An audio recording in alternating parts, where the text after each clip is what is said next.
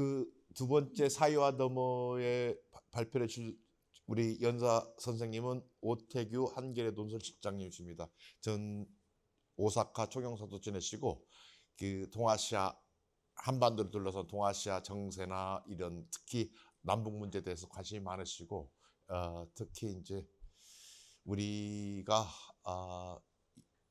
뭐라고 해야 되나 아까 물적 조건이 바뀜에 따라서 대응해야 될 의지적 조건도 바뀌면서 이렇게 바뀌는데 사실 우리 노력보다는 물적 조건이 더 큰 부분도 있고 이 부분도 사실은 우리 민주주의와 관련돼서 늘 따라다니는 항상 상수로 작용되고 이 문제를 극복하는 것도 굉장히 중요한 우리 미래인문학의 주제일 것 같습니다. 그래서 이번에 저희가 미래인문학에서 한 주제들이 좀 거시 담는 일을 하지만 좀 생각, 퍼스펙티브를 바꿀 수 있는 좋은 기회라고 생각합니다. 특히 남북 경협 이런 것들 바라봤던 시각들을 한번 이 반성적으로 검토할 수 있는 시간이 됩니다. 그래서 뭐 시간은 뭐 잘 아시겠지만 40분 하시고 원하는 대로 하시고 10분에서 한 20분 정도 토론하고 좀 쉬었다 하는 걸로 하고 오태규 선생님을 소개하겠습니다. 큰 박수 부탁드리겠습니다. 안녕하십니까. 방금 소개받은 오태규입니다. 저는 한겨레 신문에 한 2, 3년 근무했고요. 이제 마지막 논설위원실장으로 회사를 나왔고, 그 다음에 이제 오사카 총영사로 2018년부터 21년까지 3년 2개월 정도 했습니다. 뭐 언론 분야하고 외교 분야에서 뭐 이렇게 양쪽에서 일한 어떤 드문 경력이 있고요. 뭐 이런 점이 아마 오늘 이 자리에 제가 서게 된 하나의 그 요인이 아닌가 이렇게 생각합니다. 뭐 본격적으로 이렇게 얘기 들어가기 전에 아까 전 강의하고도 좀 연관되는 얘기 에피소드를 하나 말씀드리면은 제가 오사카 총영사 있을 때 그 대학교를 많이 이렇게 방문을 했어요.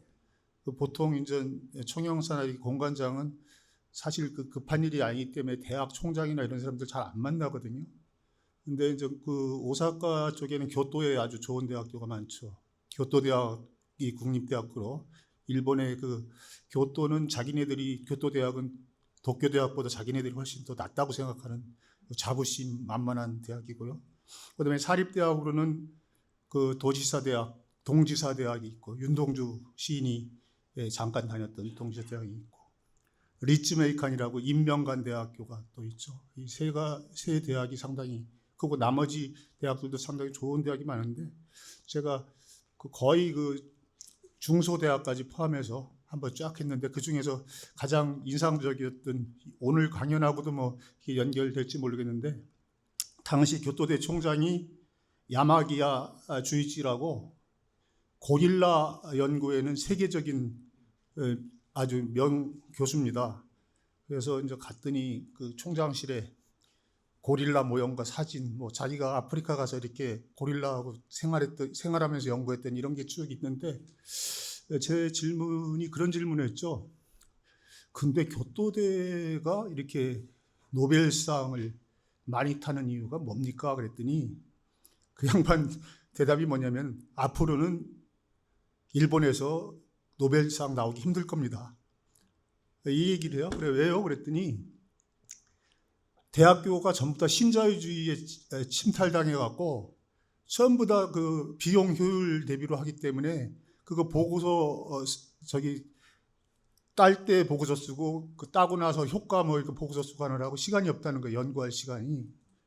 그럼 지금 많이 타잖아요. 내가 있을 때도 몇 명 탔거든요. 거기 의대 교수 타고. 근데 그 사람들은 어떻게 타는 겁니까? 그랬더니 그 사람들은 옛날에 그런 거 관계 없을 때 밤새 술 먹고 같이 그 또라이처럼 이렇게 막 그 난상 토론하다가 하나 발견해갖고 연구한 사람들이지 지금은 그런 사람들이 없습니다. 이렇게 얘기를 하더라고요. 그래서 하여간 노벨상이든 뭐든 이렇게 학문이 발전하려면은 어떤 가두리에 가둬놓고서 자꾸 그 양식하듯이 하지 말고 풀어놓고 모든 어떤 사람들하고 이렇게 다각적인 토론과 대화를 하는 분위기를 만들어줘야 되는 거 아닌가라는 거를 당시에 느꼈습니다. 뭐 그거는 그렇고요. 오늘 하여간 제가 이 서울대 인문학연구원이 주최하는 2026년 미래인문학 사이와 너머 보편문명의 그물망으로서 인문학이 세상에 던지는 물음들, 이 거창한 그 행사에 강연을 하게 돼서 개인적으로 더 없는 영광으로 생각합니다. 저는 오늘 승패론적, 원정적 대북 정책의 한계를 넘어 실용적 평화 체제 구축으로라는 주제로 대전환기를 맞이한 한반도의 냉혹한 현실을 진단하고 과거 동서독의 역사적 교훈과 안중근 의사의 사상을 거울 삼아 우리가 나가야 할 새로운 평화의 길을 모색해 보고자 합니다.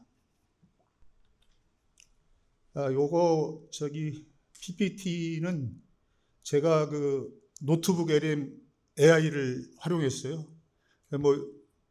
뭐 요즘 좋더라고요. 제가 만들려면 이거 하루 이틀 해도 안 될 건데 착 그 써갖고 거기다 좀 해줘 그랬더니 해주더라고요. 근데 잘 정리가 돼서 AI도 우리가 어떻게 AI랑 잘 사귀면서 갈 것인가도 앞으로 우리가 뭐 인문학이든 뭐 사회학이든 모든 학문에서 고민해야 될, 우리가 살아가는데 고민해야 할 부분이 아닌가 또 생각이 들었습니다. 이걸 만들면서.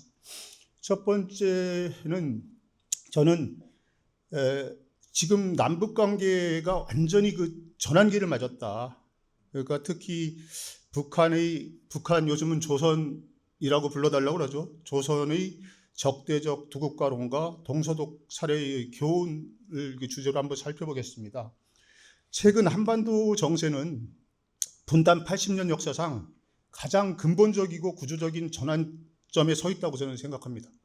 그 결정적인 분기점이 바로 북한이 주장하는 적대적 두국가론에 있다고 생각합니다. 조선민주주의인민공화국, 즉 북한의 김정은 국무위원장은 2023년 말 이 노선을 처음 들고 나온 데 이어서 올해 3월 최고인민회의를 통해 조국 통일 3대 원칙 등 통일과 관련된 내용을 헌법에서 완전히 삭제하고 더 나아가 새로운 헌법에 대한민국과 접한 국경선 영토 조항을 신설했습니다. 대한민국을 명백한 타국으로 규정한 것이죠. 이는 과거 80년 동안 남북이 이어온 체제 경쟁 중심의 통일지향 시대가 종언을 고했음을 뜻한다고 할 수 있겠습니다. 하지만 여기서 우리가 주목해야 될 변화가 또 있습니다. 국가정보원의 분석에 따르면 북한은 이번 새 헌법에서 남측을 대한민국이라 칭하며 영토의 경계를 명시했지만 과거 김정은 위원장이 의협했던 전시 대한민국 평정이나 주적과 같은 맹렬한 대남 적대 문구는 포함하지 않았습니다. 이는 북한이 남북 관계의 단절을 분명히 하면서도 남한에 대한 즉각적인 공세보다는 현상 유지 및 상황 관리에 방점을 두고 있음을 뜻한다고 할 수 있겠습니다. 이러한 북한의 행보는 과거 분단 시절 동독과 서독이 겪었던 분단 논리와 매우 비슷하면서 중대한 차이점도 지니고 있습니다. 이 시점에서 우리는 동서독의 사례를 한번 되짚어볼 필요가 있습니다. 과거 체제 경쟁에서 밀리기 시작한 동독은 1970년대부터 본격적으로 두 국가론을 공식화했습니다. 동독은 민족을 혈통이 아닌 계급의 문제로 규정하며 서독을 부르주아 민족, 자신들을 사회주의 프롤레타리아 민족으로 분리했습니다. 급기야 1974년 헌법 개정을 통해 독일 민족의 통일이라는 문구를 삭제하고 서독을 철저한 왜곡으로 취급했습니다. 이는 현재 북한이 하고 있는 것과 똑같습니다. 그러나 당시 서독의 대응은 동독과 달랐습니다. 서독은 동독을 국가로 인정해야 하는 현실과 통일이라는 헌법적 가치 사이에서 일민족 이국가라는 정교한 논리로 맞섰습니다. 1972년 동서독 기본조약을 통해 서독은 동독을 완전한 애국이 아닌 독일 안의 특수관계로 규정했습니다.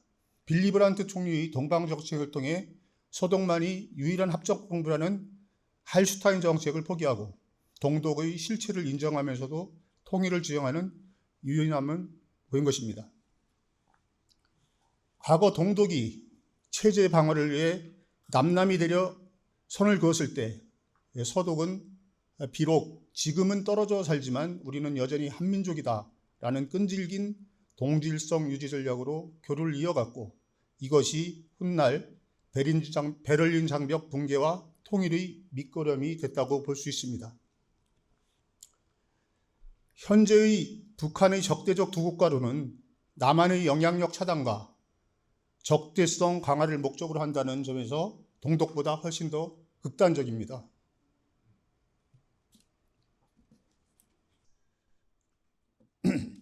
그러나 우리 역시 과거 서독이 보여준 지혜를 배워야 하지 않을까 생각합니다. 무작정 북한의 두 국가론을 거부하거나 흡수 통일의 생각에 빠지기보다는 현실을 인정하되 적대성을 줄여나가는 길을 택하는 것이 좋을까 생각합니다. 다행스럽게도 이재명 정부의 첫 통일백서인 2026년 백서는 북한의 적대적 두 국가론에 맞서 통일을 지향하는 평화적 두 국가 관계를 대안으로 제시했습니다. 이는 남북이 사실상 두 국가로 존재하는 현실을 인정하고 상호 존중과 대화를 통해 평화 공존을 이룩하겠다는 현실적이고 타당한 방안이라고 생각합니다. 두 번째는 북한의 핵 문제와 관련된 문제입니다. 정치 군사적 실용주의가 필요하다는 얘기를 좀 하고 싶은데요.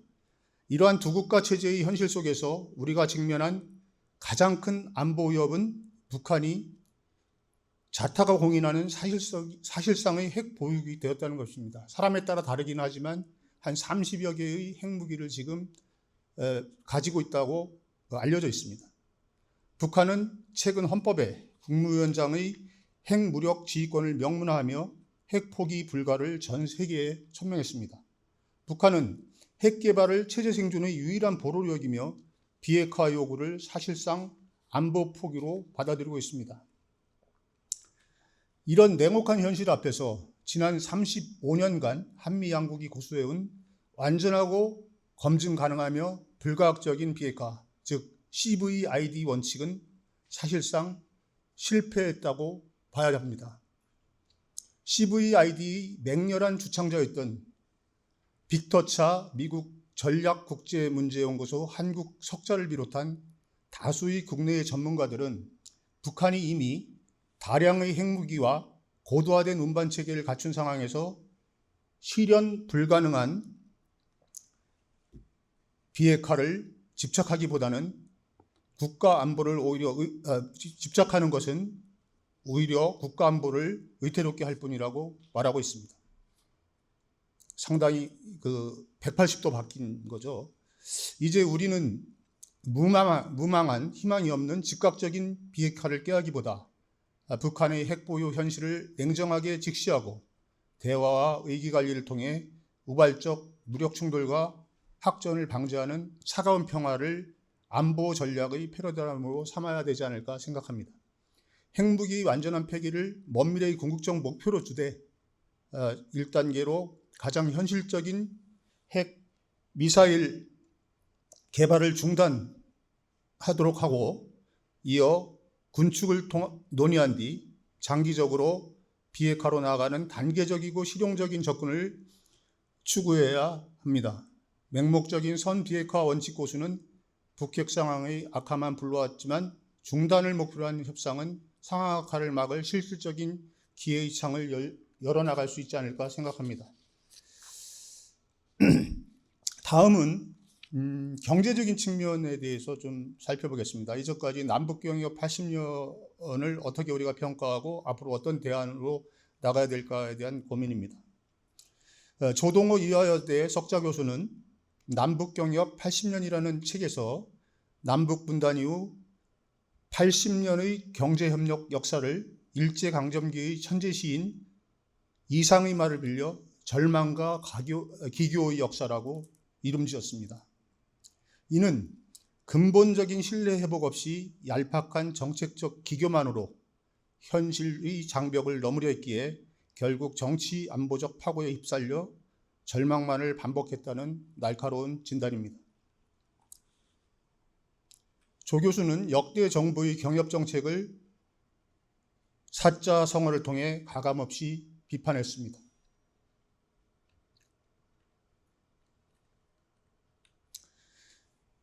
조 교수는 김대중 정부의 정책은 겉모습이 실체를 넘고 있다는 뜻의 문가 기실로 노무현 정부는 지나침이 미치지 못한 것 같다는 과유불급으로 평가했습니다.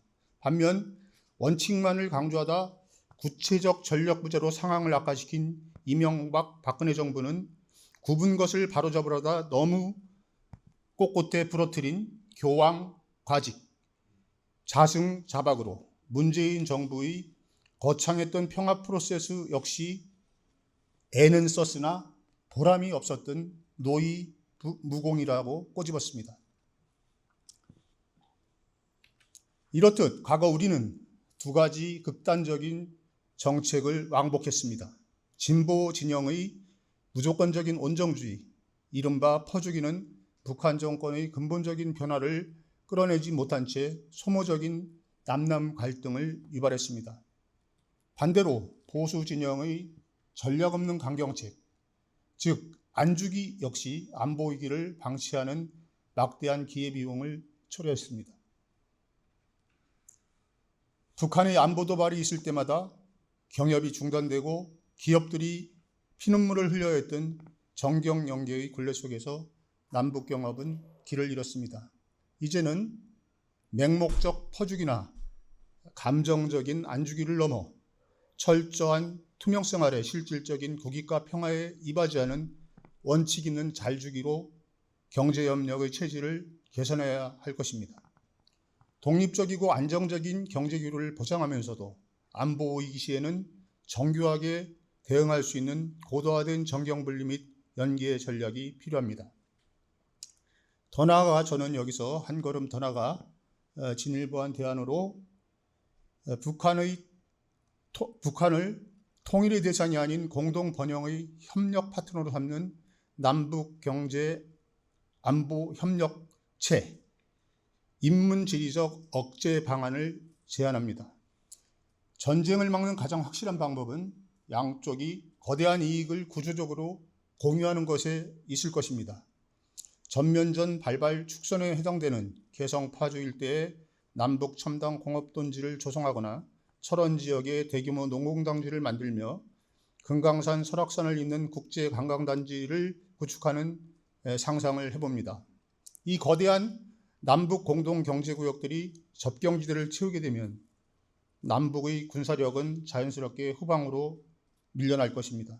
이는 구조적 군비 통제와 경제적 상호유지성을 결합하여 전쟁의 동기 자체를 원천적으로 소멸하는 실천적 평화 체제가 될 수 있을 것입니다.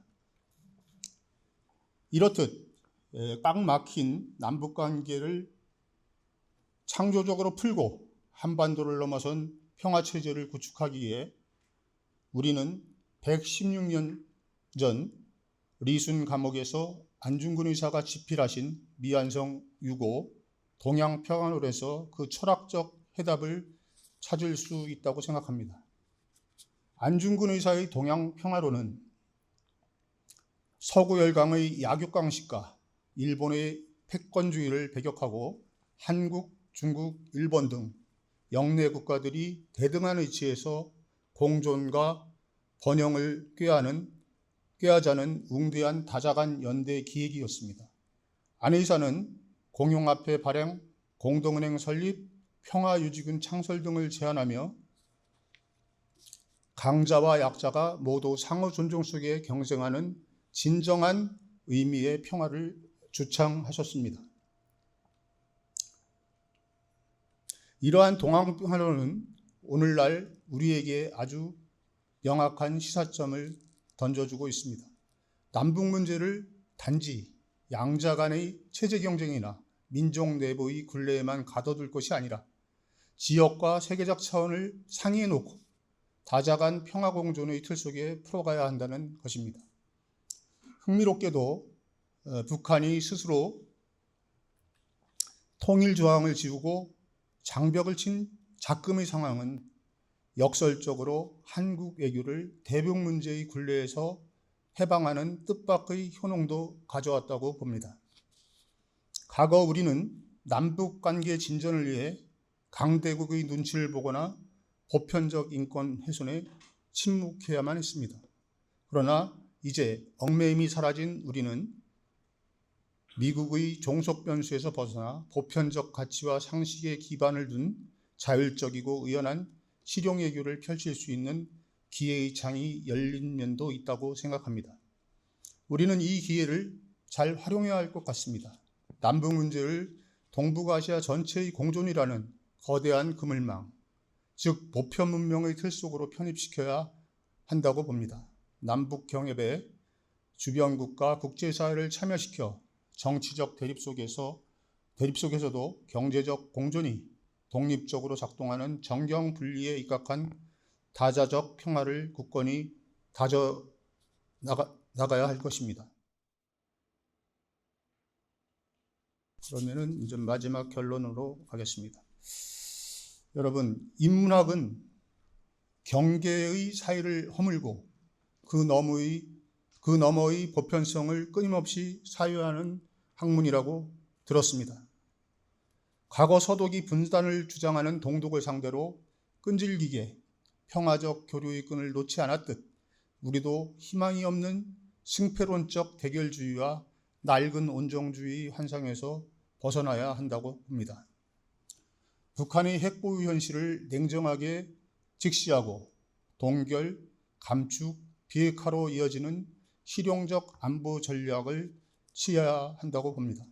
또한 퍼주기도 안주기도 아닌 투명하고 치밀한 원칙 있는 잘주기를 통해 경제 협력을 재설계하고 군사적 충돌 공간을 경제적 공생 공간으로 바꾸는 인문지리적 억제를 실현해야 한다고 봅니다. 나아가 안중근 의사가 꿈꾸었던 다자적 상호 존중의 동양 평화론 정신을 현대적으로 계승하여 한반도 평화가 곧 세계 보편 문명에 기여하는 길임을 증명해 나가야 한다고 봅니다. 그것이 바로 오늘날 한국이 보편 문명 국가로서 동북아 평화를 주도해 나갈 수 있는 가장 확실한 길일 것이라고 생각합니다.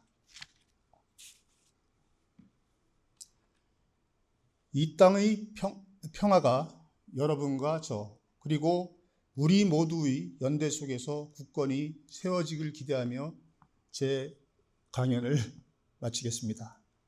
장시간 경청해 주셔서 대단히 감사합니다.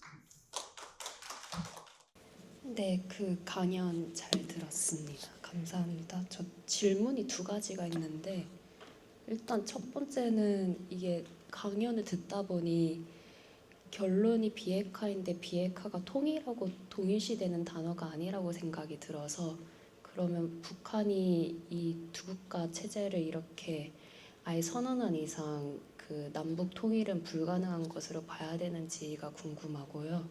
그리고 두 번째 질문은 그 인문지리적 억제에 대해서 말씀하셨는데 그 제가 이해하기로는 이 경계선에 어떤 경제적으로 큰 이익을 가져다 줄 수 있는 시설을 만들어서 이게 전쟁에 대한 레버리지 같은 역할을 하는 걸로 이제 구상을 하셨 것 같은데 그 제가 생각하기에는 이게 민주주의 제도 아래에서 선거 등 요인에 의한 남한 쪽에서는 잘 작동할 수 있겠지만 독재 국가인 북한에서는 이런 인문지리적 억제가 얼마나 효과적일지도 여쭤보고 싶었습니다. 네. 그 첫 번째는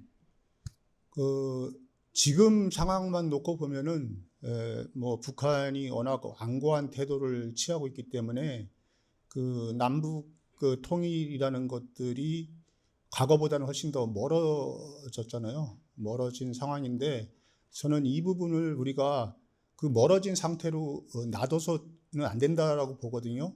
그러니까 결국 그것이 동서독의 사례를 보면은 동독도 사실 자기들이 수세적일 때는 두 국가고 남남이고 따로따로 살자고 계속 주장을 했는데 서독은 끝까지 동방 정책을 피면서 우리는 한민족의 두 국가로 나눠졌는데 언젠가 합쳐질 거야 이렇게 정책을 쭉 추진했잖아요.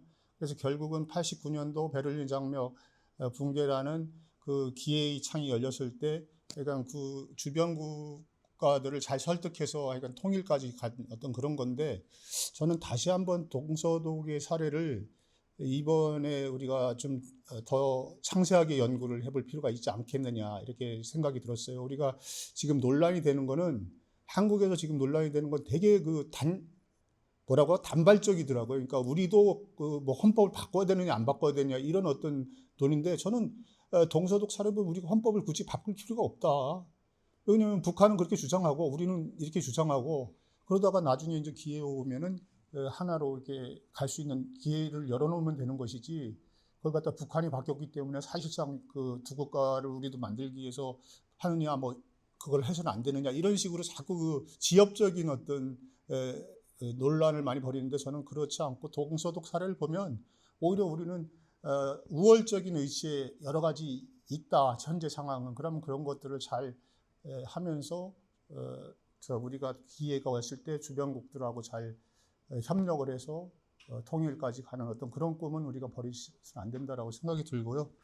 두 번째 거는 사실 상당히 이게 쉬운 문제는 아닌데 그건 뭐 더 어려운 문제인데 개성공단 같은 것을 보면은 하나의 우리가 뭔가 거기에서 통찰력을 얻을 수가 있죠. 개성공단을 했을 때 결국은 우리한테도 이익이 되고 북한한테도 이익이 되고 북쪽한테도 이익이 되고 그러면서 개성공단을 만들면서 거기가 개성공단에서 그 서쪽의 어떤 북한 쪽으로서는 가장 강력한 전차 부대나 이런 데서 서울까지 직통으로 올 수 있는 사실 개성에서 저도 개성공단 한 2번 가봤지만 거기에서 서울까지 1시간이 안 걸리거든요.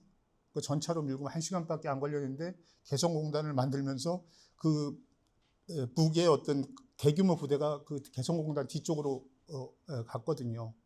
좀 뭐 여러 가지 다른 사정도 있지만 결국은 경제라는 것은 상호 이익, 그러니까 민주주의도 중요하지만 이익이 되면 할 수 있거든요.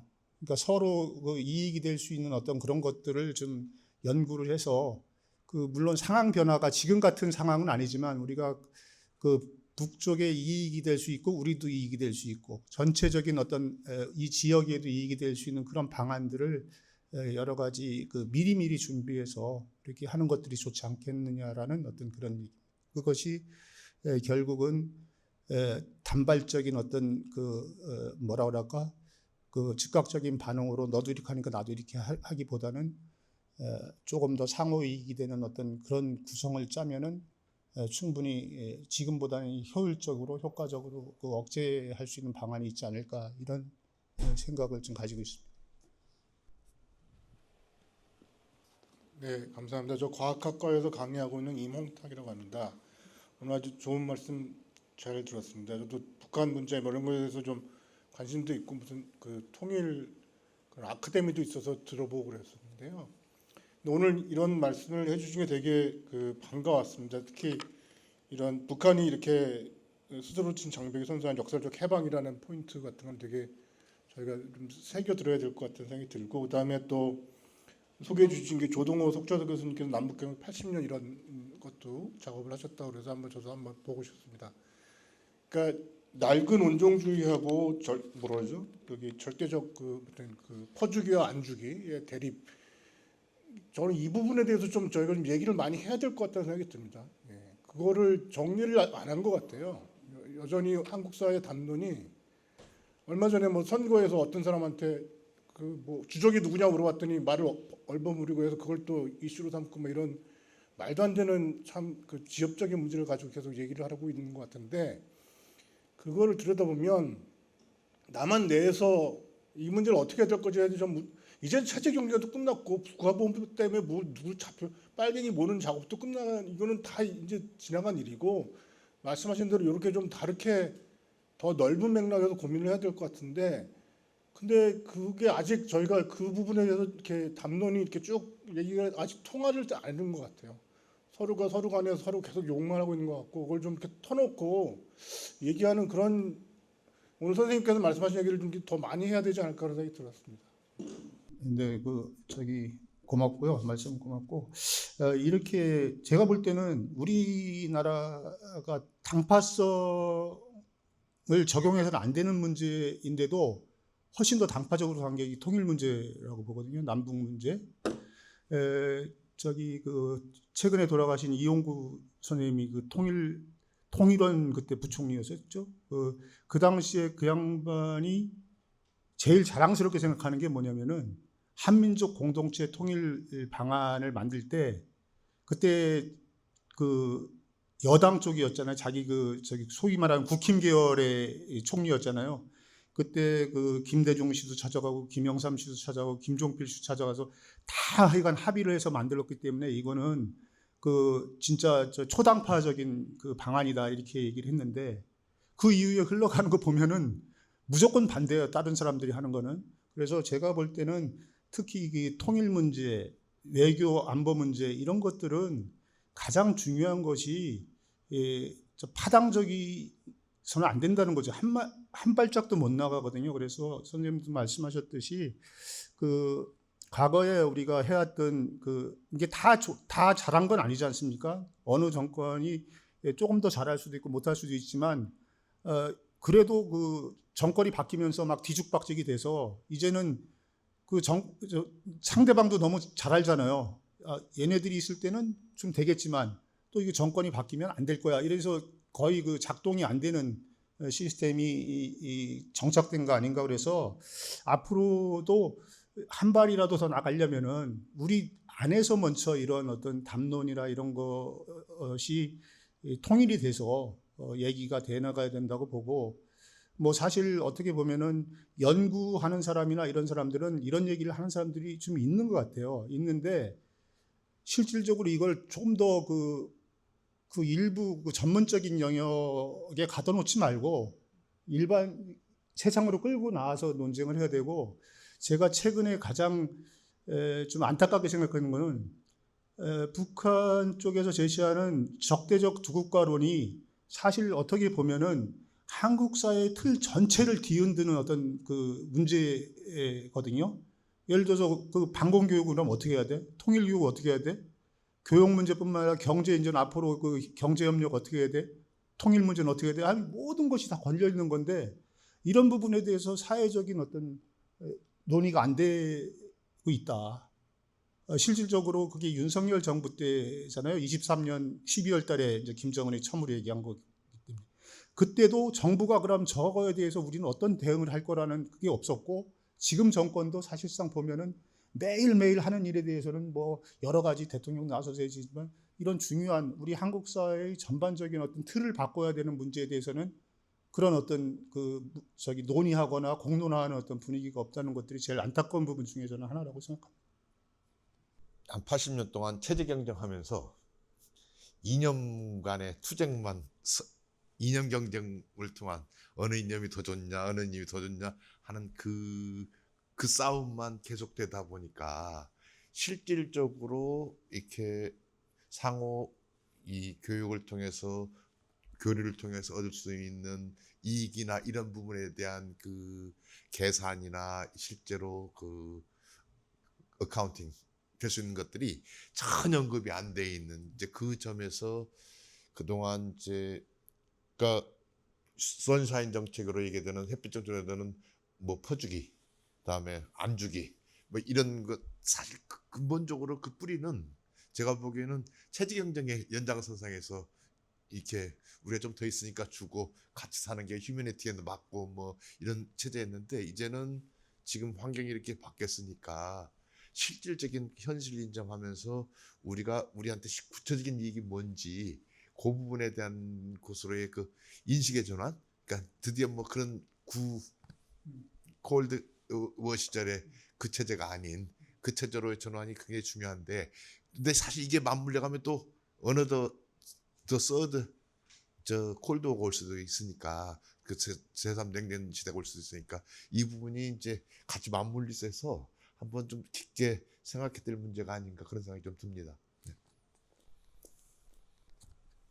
네, 그렇죠. 그 보면은 그 하여간 소위 말해서 민주당 계열의 약간 진보적인 정권이든 아니면 국힘 계열의 보수적인 정권이든 다 그 하는 정책들이 결국은 경제 정책이든 뭐 하는 정책들이 결국은 그 북한을 그 뭐 동등한 어떤 그 저기 그 협력 파트너나 이런 거보다는 내가 같이 흡수해야 될 그 상대로서 이렇게 전제해 놓고 하는 거란 말이에요.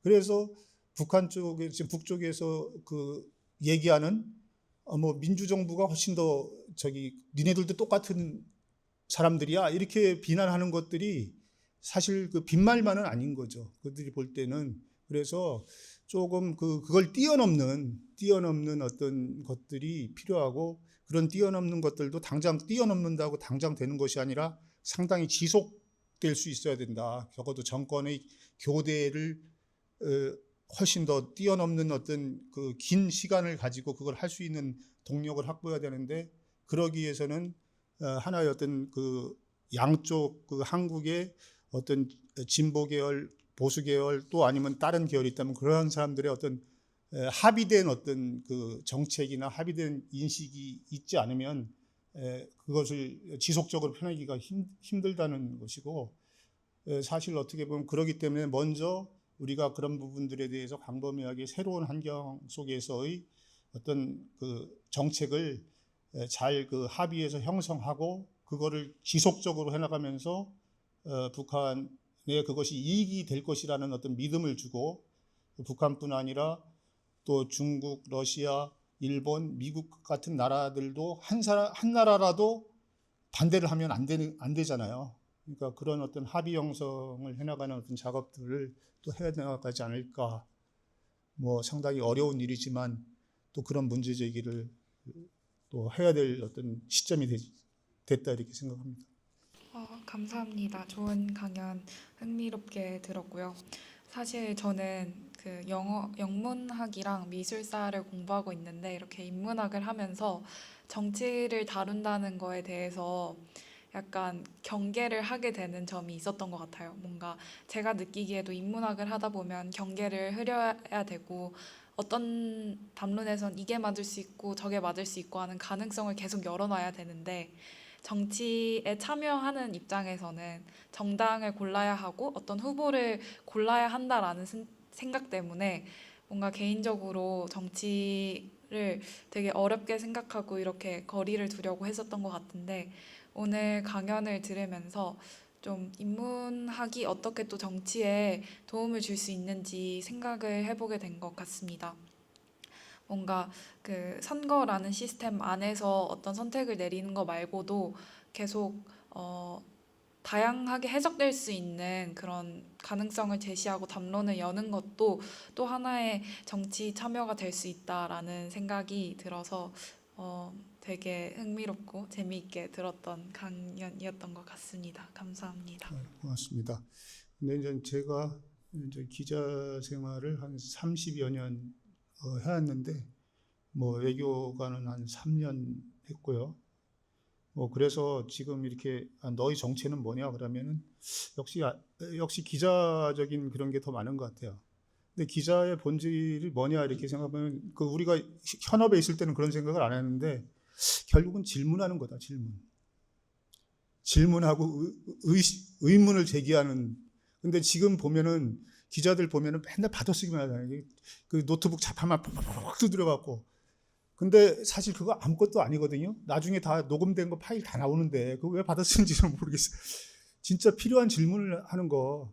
근데 그 사실 인문학이라는 게 결국 질문하기가 시작이 아닌가. 그러니까 자기가 의심되는 거, 문제가 되는 거를 하나 꼬집어놔서 이렇게 질문하는 거. 그러니까 질문하기를 잘하려면은 역시 그쵸. 고전도만 읽어야 되고, 아니, 질문이라고 그래서 아무런 질문이라고 그래서 다 똑같은 질문이 아니잖아요. 그러니까 그 사람이 말하는 거 보면, 저 사람이, 뭐, 어떤 거를 이게 힌트를 얻어가고 질문한다 이런 게 딱 나오잖아요. 그러니까 제일 부러운 게 영국 정치인들의 어떤 질문들. 진짜 완전히 이렇게 사람들을 아주 작사를 내면서도 그 웃음 나오게 하잖아요. 우리는 그냥 그 흉악한 말 단어로만 그냥 사람들 공격하는데 당장 그 총칼 들고 막 찔르듯이 하는데 그런 식으로는 사회가 발전이 안 된다.